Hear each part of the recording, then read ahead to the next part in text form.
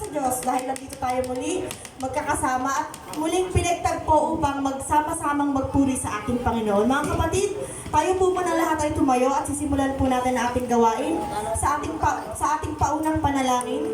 Tayo po ay lalapit sa ating Panginoon upang magpasalamat muli sa kalakasang ibinigay niya sa atin at dapat nating ialay ang buong araw o ang oras na to para sa Kanya lamang. Kapatid, manalangin po tayo sa ating Panginoon. Hallelujah, hallelujah, Lord God. Panginoong makapangyarihan sa lahat. Sa pangalan po ng anak na inyong si Jesus, kami po ay patuloy na nagpapasalamat sa araw na to. Salamat po muli, Panginoon, sa kalakasan. Salamat po muli sa kalayaan na magpunta dito ng safe. Salamat po muli, Panginoon, sa isang linggo na pinagtagumpay mo kami sa kanya-kanya naming laban, sa kanya-kanya naming pinagdaanan sa buhay. Tuloy nga, Panginoon, na yung pagmamahal mo sa amin ay umaapaw. Patuloy namin nararanasan ang kabutihan mo sa buhay namin kahit napakaraming po naming pagkukulang sa aming buhay. Napakaraming po naming mga bagay na hindi karapat-dapat sa iyong harapan. Patuloy niyo po, Panginoon, pinapalana sa amin yung pagmamahal niyo at yung pagkalinga mo sa amin. Ama, kami po ay lumalapit sa inyo ngayon, nagpapakumbaba at nagsusumamo, Panginoon. Napatawarin po kami, Lord, sa mga kasalanan po namin. Patawad po, Panginoon, sa mga bagay na hindi karapat-dapat sa iyong harapan. Patawad po sa labis na mga salita na lumalabas sa aming bibig, Panginoon. Humihingi po kami, Panginoon, na patuloy na pagsama mo sa amin. Sa gawain ito, Panginoon, ikaw ang manguna, Panginoon, ikaw ang maitaas, Panginoon. Lord, wala po kaming kayang gawin kung wala ka sa buhay namin.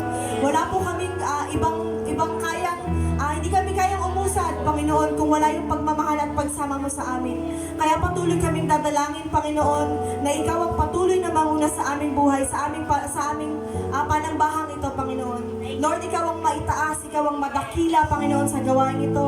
Pagkat nararapat kang sambahin, nararapat kang papurihan, sapagkat dakila ka, Panginoon. Maraming salamat, Panginoon. Wini-welcome po namin, Lord, ang spirit of praise and worship na sumama sa amin, sa aming pag-aawitan, Panginoon. At dalangin po namin, Lord, na makaabot sa iyong banal na trono ang aming pag-aawitan, Panginoon. Lord, pagindapatin mo kami, Panginoon, sa iyong harapan. Bagamat marami kaming pagkukulang, marami kaming bagay na hindi mo kalooban, Panginoon, humihingi po kami ng kapatawaran. Linisin mo kami, Panginoon, pagindapatin mo kami, Panginoon. Hallelujah. Maraming salamat. Manguna ka, Panginoon, sa aming pag-aawitan. Maitaas ka, itouch mo, Lord, ang puso ng bawat isa sa amin, Panginoon, na may mga kanya-kanyang pinagdadaanan man, Panginoon. Lord, bigyan mo kami, Panginoon, ng open na puso at isip, Panginoon, upang lahat ng gagawin namin dito sa church na to, Panginoon, ay maging silbing kalakasan, Panginoon, sa aming mga katawan, sa aming physical at sa spiritual namin, Panginoon. Alam mo, Lord, lahat ng mga dinadaing namin sa buhay, kaya inilalapit po namin, itinataas po namin sa iyo, Panginoon, sa pangalan ni Jesus. Amen. Mga kapatid, tayo po muna umawit sa ating Panginoon. Awitin po natin, ikaw ang tunay na Diyos. Pagkat ang Panginoon lang ang dapat nating bigyan ng pasasalamat sa lahat ng mga bagay na pinagdadaanan natin ngayon, sa lahat ng pagsubok. Kasi yun naman yung dahilan kung bakit tayo humihina yung pagsubok. Pero mga kapatid, sinasabi ko sa inyo, ang pagsubok na yan ang dapat nagpapalakas pa sa atin. Kasi kasama natin ang ating Panginoon sa pagharap ng mga hamon na yan. Mga kapatid, umawit po tayo sa ating Panginoon. Pupurihin ka, O Diyos. Ang aming alay ay pasamba, kalwalhatian, buong karangalan, kapangyarihan mo'y wala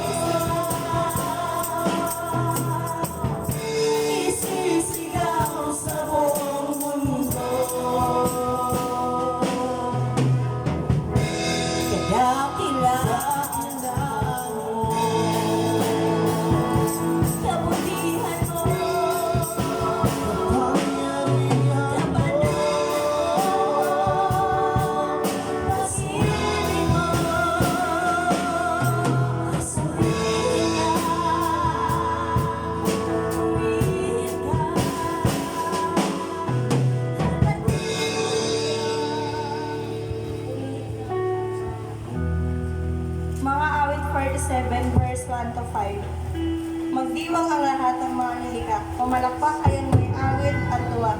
Bilang pagpupuri sa Diyos na dakila. Ang Diyos na si Yahweh, kataas-taasan, ay dakilang hari dapat na igalang. Siya ay naghahari sa sangkatauhan. Tayo'y pinagwagi sa lahat ng tao, sa lahat ng bansay na mahala tayo. Siya ang pumili ng ating tahanan, ang lupang minana ng mga hinirang. Tumuklok sa trono si Yahweh na ating Diyos. Sigawan at trumpeta ang siyang tumutunog. Purihin ang pagkabasa ng salita ng Diyos. Amen. So mga kapatid, sinabi po doon na pumalakpak dapat tayo at tayo sumigaw ng may tuwa at galang. Amen po ba? Handa po ba tayo magpuri sa ating Panginoon? Para maghina, handa na po ba tayo magpuri sa ating Panginoon mga kapatid? Amen. Sige po mga kapatid, tayo po iaawin sa ating Panginoon, kataas-taas ang Diyos.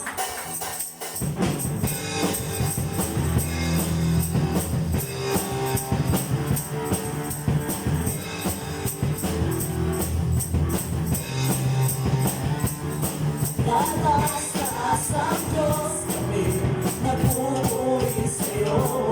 Tataas-taas ang Diyos, kami sumasamba sa'yo.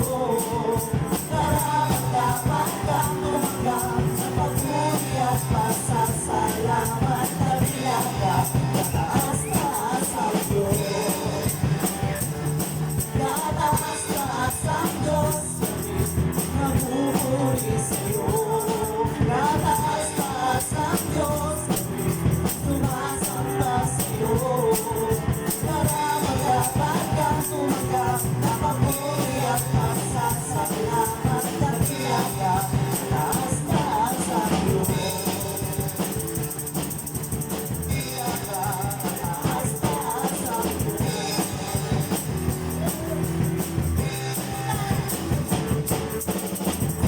Aking pagmasta, alawakan, hindi ko maunawaan. Hindi ko dahilan kung bakit ako pinili mong inaalalahan. Hindi ko kayang isipin, hindi ko kayang utangin. Kapalitin mo, Jesus, ako'y bibigay sa akin. Salamat, salamat, O Jesus, sa pag-ibig mo. Walang ibang nagmahal sa'kin katulad mo.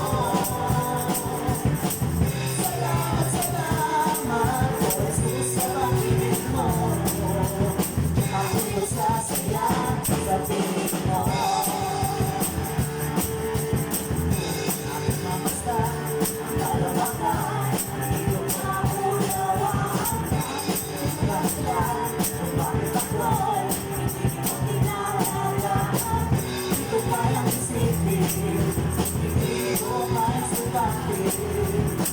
Ang pag-ibig mo, Jesus, nagbibigay sa akin. Salamat, salamat, O Jesus, sa pag-ibig mo. Walang ibang nagmahal sa'kin katulad mo. Salamat, salamat, O Jesus, sa pag-ibig mo. Ako'y magsasaya sa piling mo. Buhay ko lang at pinipilit ka. Buhay ko lang sa'yo sa mga. Wala nang iba na isip pa, kundi pasalamatan ka. Buhay ko lang at pinipilit ka. Buhay ko lang sa'yo sa mga. Wala nang iba na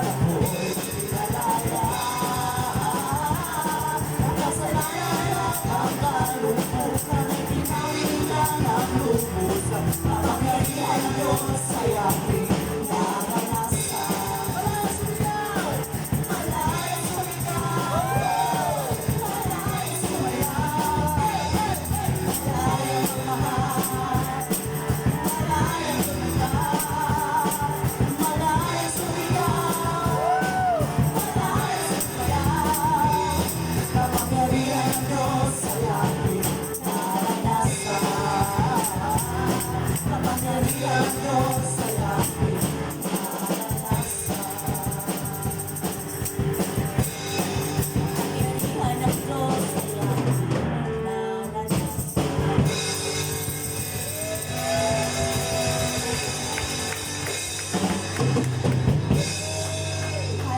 Lord God. Panginoon, maraming salamat po sa mga awiting, Panginoon, na aming kinakanta ngayon, Panginoon. Tunay nga, Lord, na napapaalalahanan kami, Panginoon, na pinalaya na kami sa lahat ng karamdaman, sa lahat ng kalungkutan, Panginoon. Nagpapasalamat kami, Panginoon, dahil patuloy ka naming nararanasan sa mga buhay namin, Panginoon. Lord, patuloy po kaming aawit sa iyo, patuloy ka po naming sasambahin, patuloy ka naming aalayan, Panginoon, ng mga awiting, Panginoon, na makalangit, Panginoon. Hallelujah. Panginoon, minsan pa po welcome namin ang spirit of praise and worship, Panginoon, na sumama sa amin, Panginoon. Hipuin mo, Lord, ang aming mga puso at isipan, Panginoon, na magbubukas, Panginoon, sa pagsamba sa iyo, Panginoon. Mag-focus kami, Panginoon, sa gawain ito. Mag-focus kami, Panginoon, na pasalamatan ka sa lahat ng mga ginawa mo sa amin, Panginoon. Hallelujah, Panginoon. Maraming salamat po sa malayang pag-aawitang ito, Panginoon. Inaalay po namin ang lahat ng ito sa pangalan ni Jesus. Amen. Mga kapatid, patuloy po tayong umawit sa ating Panginoon. Awitin po natin, Lily.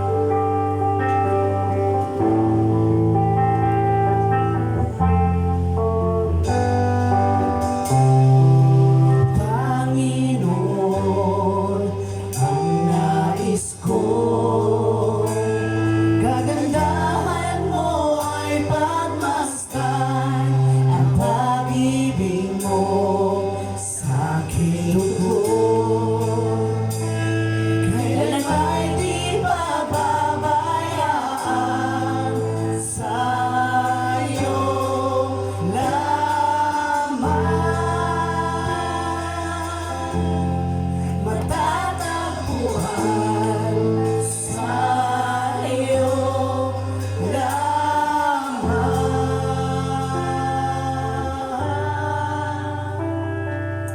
Mananatili sa iyong lilim at sasambahin ka sa dapulihin. Mananatili sa iyong lilim nang masumpungan ka sa dapulihin.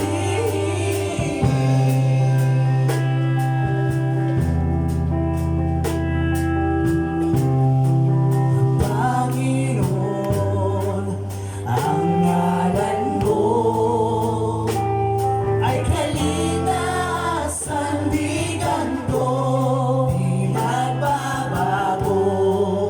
Pangako mo, salita mo'y maghahawakan sa iyo lamang. Matatagpuan sa iyo lamang.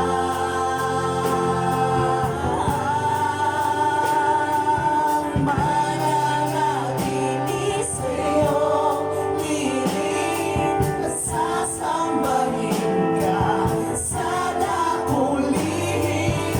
Mananatili sa iyong lilim nang masumpungan ka sa dapulihin. Mananatili sa iyong lilim, sasambahin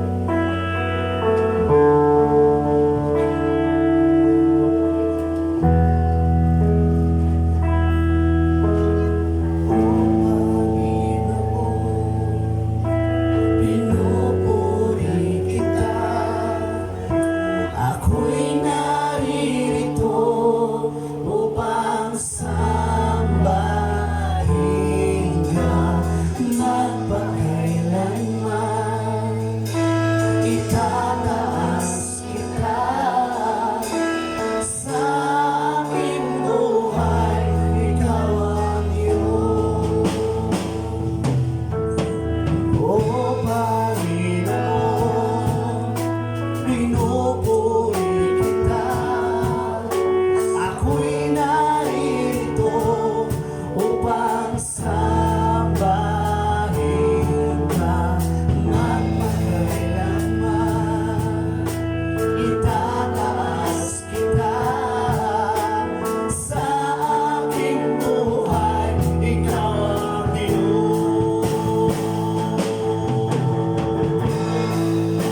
Ako'y nilikha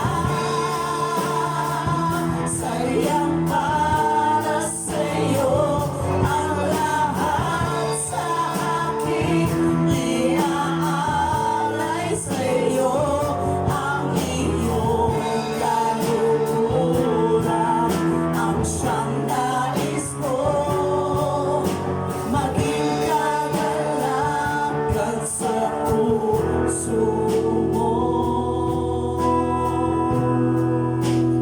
O Panginoon, pinupuri kita.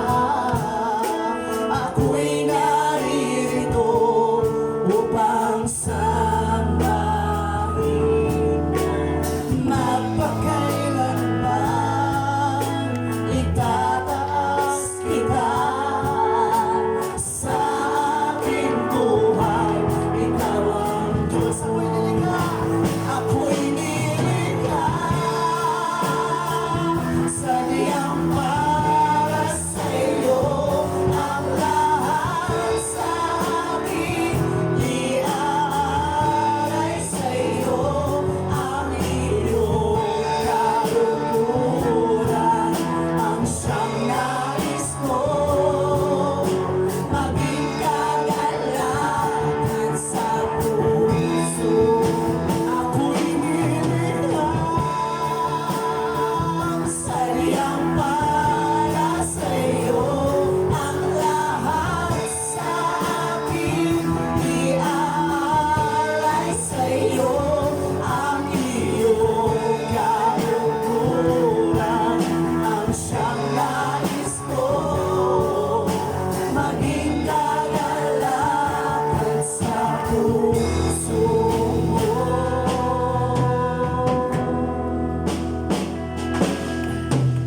O Panginoon, pinupuri kita. Ako'y naririto upang sambahin ka magpakailanman. Itataas kita sa aking buhay, ikaw ang Diyos. Sa aking buhay, ikaw ang Diyos.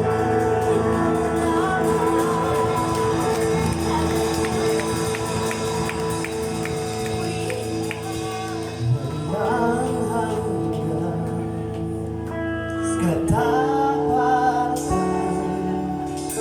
sa buhay ko'y lagi mong lahat. Narito dahil sa biyaya mo, habang buhay magpupuri sa'yo. Walang hanggan katapatan sa buhay ko'y lagi mong lahat. Narito dahil sa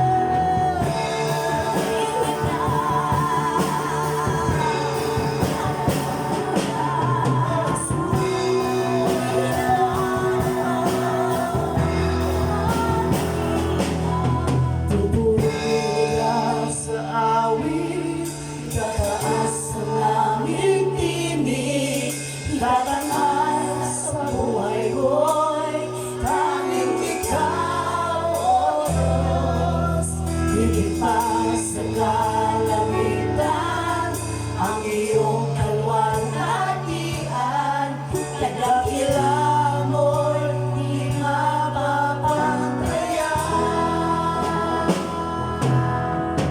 Jesus, hallelujah.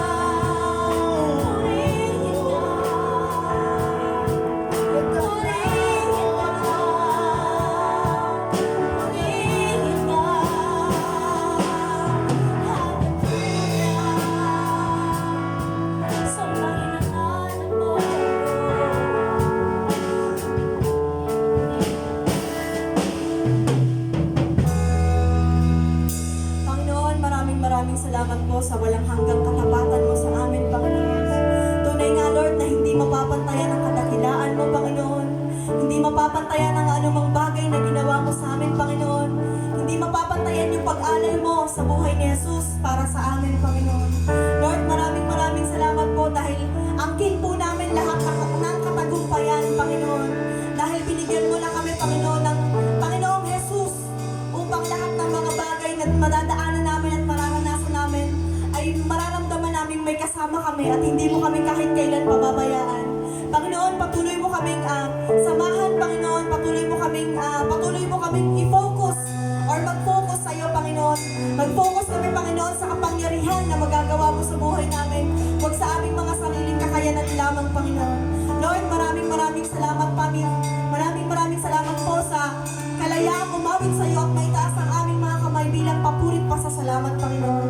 Patuloy kami, Lord, dadalangin, Panginoon, sa iyo na pagpalain mo lahat ng tatayo dito sa harapan, Panginoon.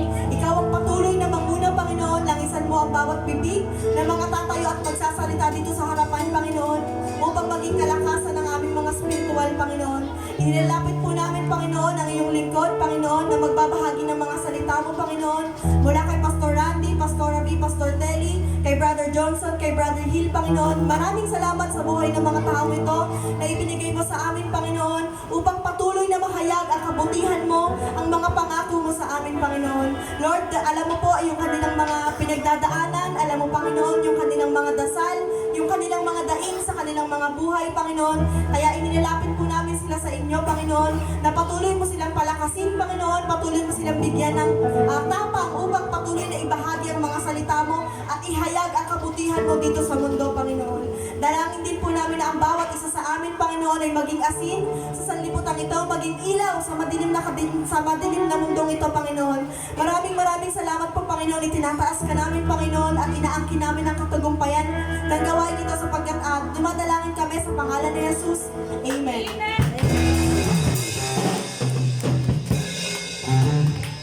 Mga kapatid, tayo naman po ay magkawayan. Awitin po natin, kaibigan, kamusta ka na?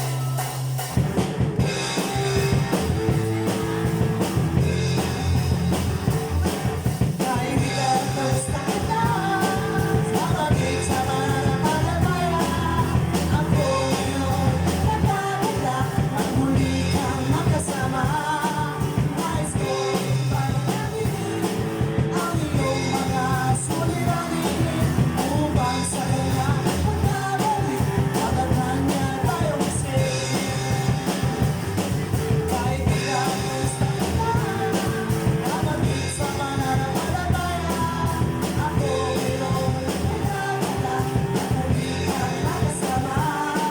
Nais ko ipagpapalagay ang iyong mga suliranin upang sa kanyang pagbabalik matatag niya tayong isip. Matatag niya tayong isip. Matatag niya tayo.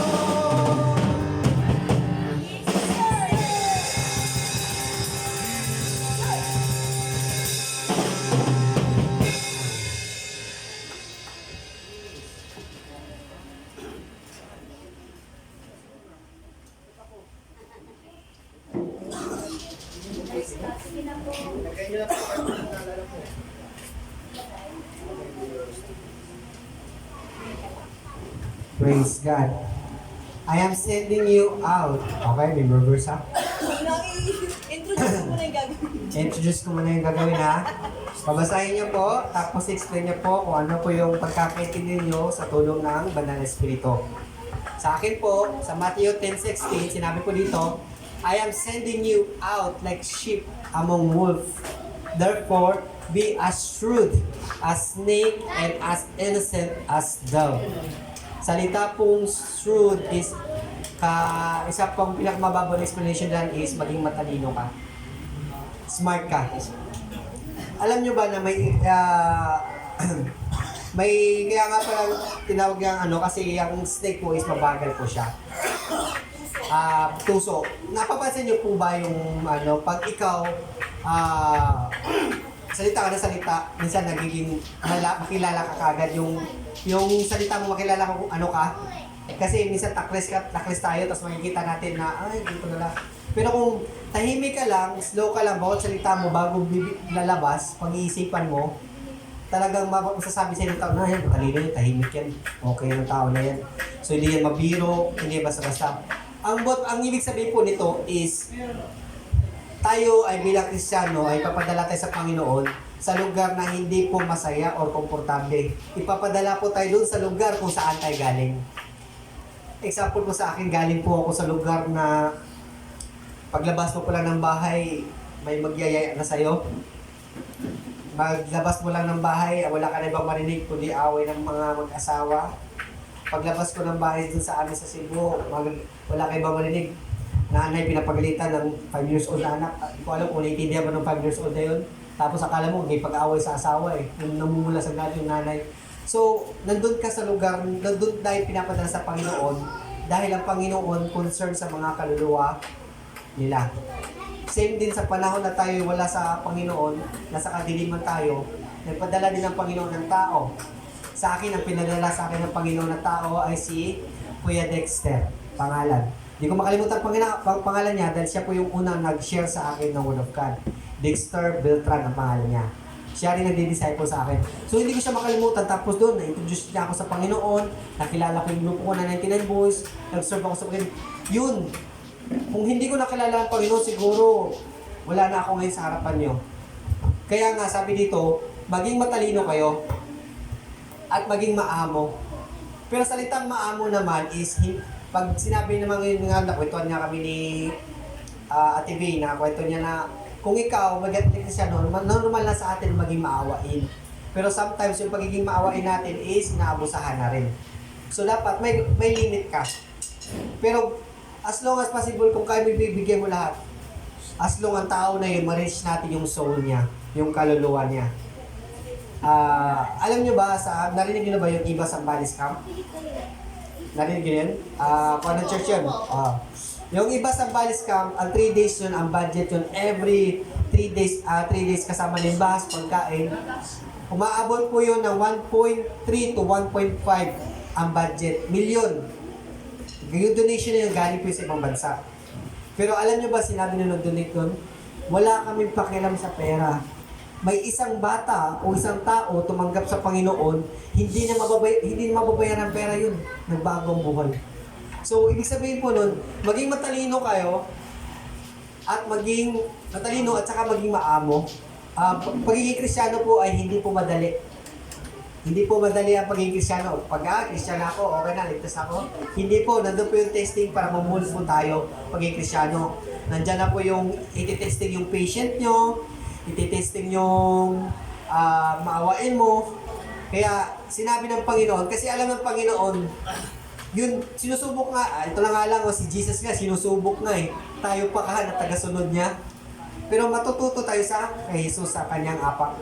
So maging matalino at maging maamo. So yun lang po yung pagkakaintindi ko at may dagdag ko po. Kung sino po sunod.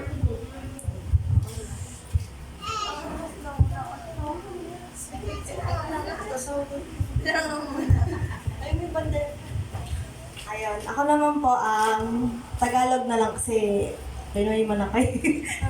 Ayun, Mateo 10:16. Tingnan ninyo, isinusugo ko kayo na parang mga tupa sa gitna ng mga asong gubat. Kaya maging matalino, kayong gaya ng mga ahas at maamo gaya ng mga kalapati. So, dito po, para sa akin po, ito pong verse na to, ito pong mga tupa, ito po yung sumisimbolo sa pagiging Christian natin dito sa mundo.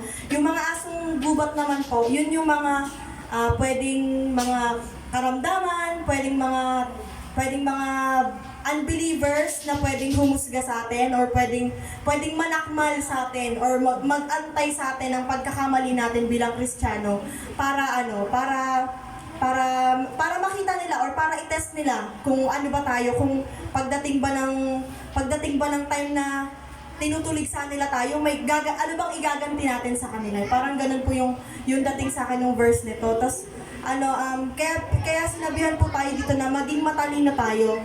Maging matalino tayo katulad ng ahas. Ginamit yung katalinuhan ng ahas kasi kailangan maging handa tayo sa mga bagay na posibleng mangyari sa atin bilang Kristiyano or bilang mga mananampalataya sa Panginoon. Kasi yun lang yung inaabangan nila, yung pagkakamali natin. Sabi nga po, hindi sila nagbabasa ng Bible, pero nagbabasa sila ng buhay natin. Kaya maging matalino po tayo at kahit ano man po yung mga mangyaring mga ganung bagay or kahit tuligsain man tayo or asarin ba or pagtawanan tayo bilang Kristiyano, maging humble pa rin po tayo bilang parang kalapati. Yun lang.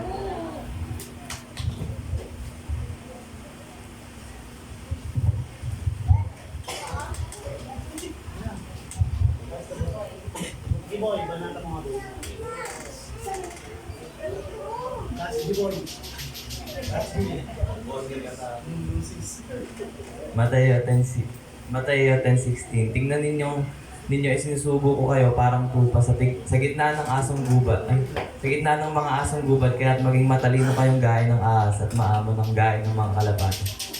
Yung para sa akin po, yung tupa po, ayun po yung sinisimbolo po na yung tupa tayo po. Tapos po yung mga asong gubat, ayun po yung mga taong mapangusga. Tapos wait lang.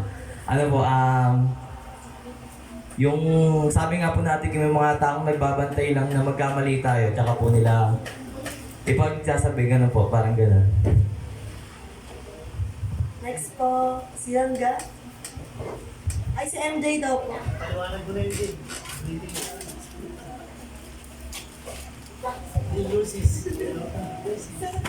So, hindi ko na babasahin. Ang pagkakaunawa ko po dito sa Mateo 10:16 is, tignan ninyo, isinusugo ko kayo na parang mga tupa.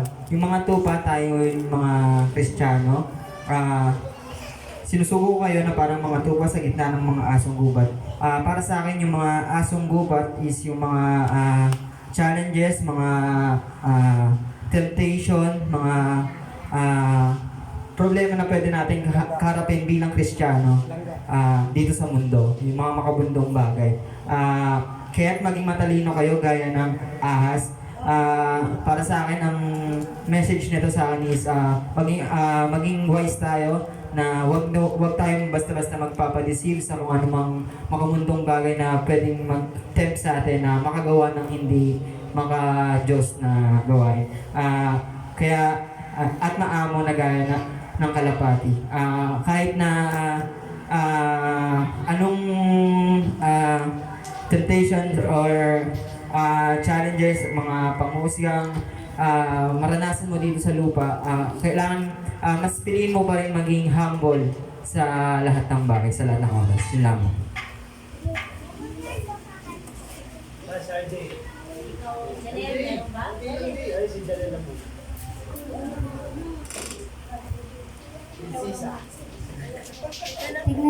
Tingnan ninyo, isinugo ko kayo na parang mga tupa sa gitna ng mga asong gubat, kaya't maging matalino kayong gaya ng ahas at maama na gaya ng kalapat.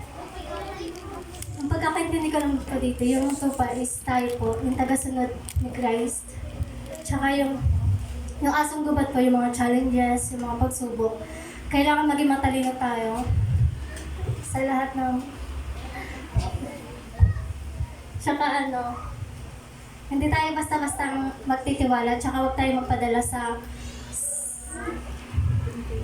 temptation, yung mga, kung ano man yung mga naririnig natin mga negative.